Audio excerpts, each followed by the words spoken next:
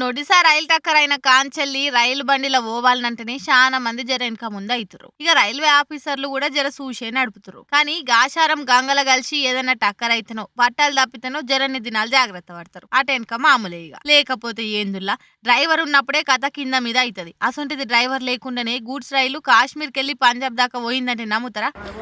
मीरथल से जलंधर की तरफ बिना ड्राइवर और बिना गार्ड के चल रही है। देखिए ड्राइवर नहीं है इसमें, ना ही लोको पायलट है।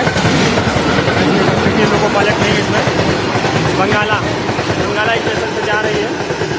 జమ్మూ కాశ్మీర్ లో ఉన్న కత్వా స్టేషన్ లా లోడ్ తోని జమ్మూ కాశ్మీర్ నుంచి పంజాబ్ బయలుదేరిన గూడ్స్ రైలు జమ్మూలున్న కత్వా రైల్వే స్టేషన్ లాగింది. ఇక లిచ్చంత్రం ఏందంటే రైలు నడిపే loco pilot, assistant loco pilot hand brake వేయకుంటనే బయటకు పోయారు. దాంతో పఠాన్కోట్ రైల్వే ట్రాక్ కెళ్లి 100 కిలోమీటర్ల స్పీడ్ తోని 84 కిలోమీటర్లు ఉరికింది. ఏం చేయాలో ఎవరికి అర్థం కాక ఉచ్చిబాసి రైల్వే స్టేషన్ కాడ చెక్క దిమ్మలు పెట్టి అడ్డం ఆపిరు. గమ్మజ్జుడురి ఎట్లుందో, పుసుక్కున ముందు నుంచి ఇంకో బండి రాలే కాబట్టి నయమైంది. లేకపోతే జర్రసేపట్ల ఎంత పని అవుతుండే. ఎన్ని ఘోరాలైనా ఆఫీసర్లకు జీతాల మీద ఉన్న సోయి మనుషుల పానాల మీద లేదని గరమైతుర్రు ఈ ముచ్చట ఎరకైనోళ్ళు.